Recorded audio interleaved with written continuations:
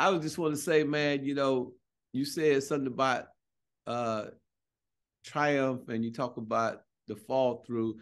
So I was looking at, we was looking at the Boosie documentary. We're doing one on YouTube, the making of autobiography. That's Yes, sir. one of the strategies that we have with Simon & Schuster to actually document the whole process. So Boosie talk about cancer. He had a murder charge and he had a death penalty. Can you talk about it as it relates to Boosie from your perspective? That triumph coming from all of that and then getting out and becoming a mogul. When you're in a situation like that, you fighting for your life, whether it's cancer or anything, and you get a second chance, you got to make good on that second chance. And a lot of times it takes a near-death experience for you to realize that you're alive and you have options. I was in a car accident and almost died, and made me realize, man, look, man, nigga, that was your whole life right there. And you hadn't done shit.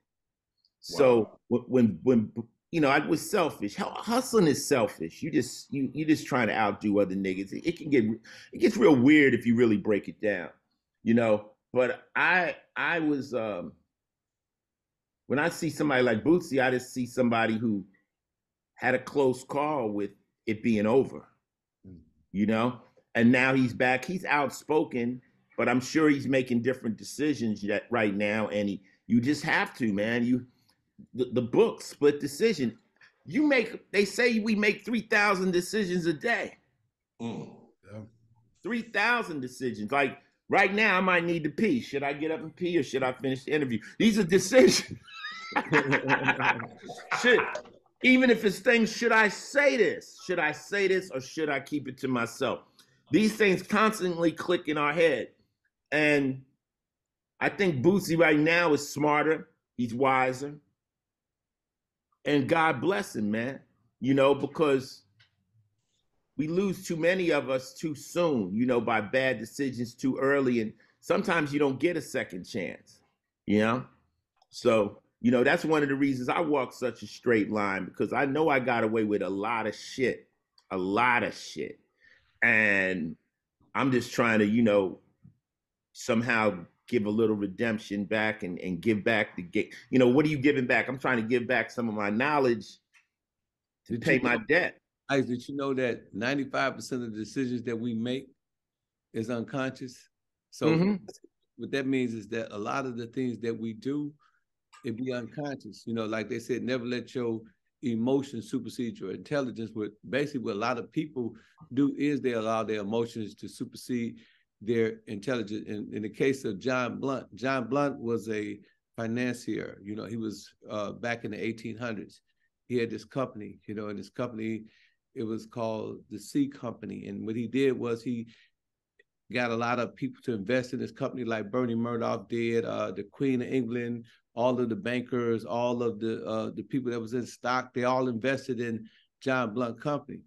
But it was a guy by the name of Sir Isaac Newton, the guy at the theory of relativity. And he basically, he was able to plot the moons and the stars.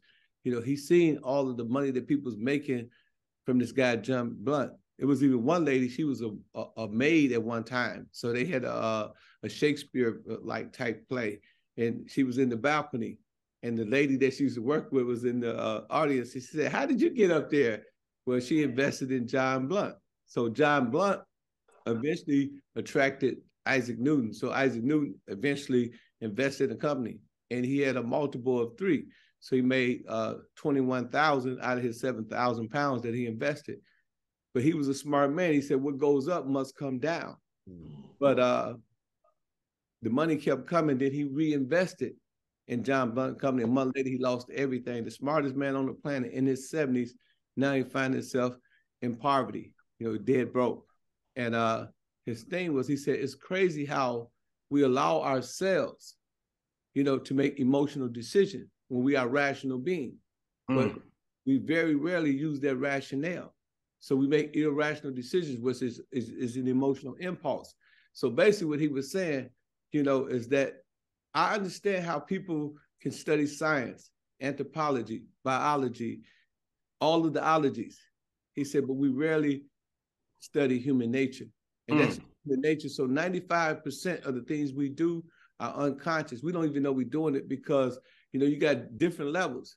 Emotion is right here and reason is right here. They're not in the same category. They're not in the same area. Give you a prime example, and I know this is your interview, I'm gonna close. So if I seen an ox, one of the biggest, strongest species, right? We always say strong as an ox.